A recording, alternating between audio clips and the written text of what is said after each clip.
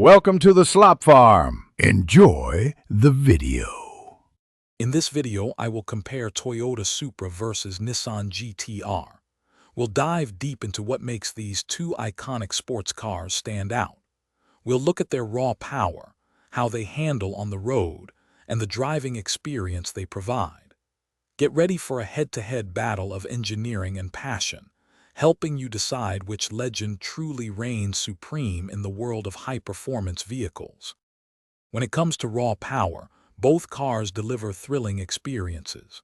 The Supra's 3.0-liter turbocharged engine offers around 382 horsepower, providing quick acceleration and a responsive feel. The GTR, however, steps it up with a 3.8-liter twin-turbo V6, pushing out approximately 565 horsepower. This allows the GTR to hit 60 miles per hour in under 3 seconds, making it a true drag strip contender. Moving to aesthetics, the Supra showcases a sleek, modern design with a compact, athletic profile. Its lines are fluid and purposeful, reflecting its sports car heritage. The GTR, on the other hand, has a more aggressive and muscular presence, with a wider stance that hints at its immense power.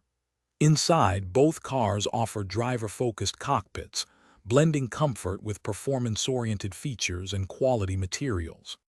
Considering value, the Supra offers an incredible performance package starting around $55,000, making it an accessible entry into the sports car world. The GTR, with its supercar-level performance and advanced technology, commands a higher price, often beginning near $121,000.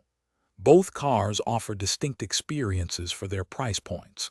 For more great deals, including those leak-proof containers for easy meal prep, check out the links in the description below. Ultimately, your choice depends on your priorities and budget. Thanks for watching. Consider subscribing if we helped you today.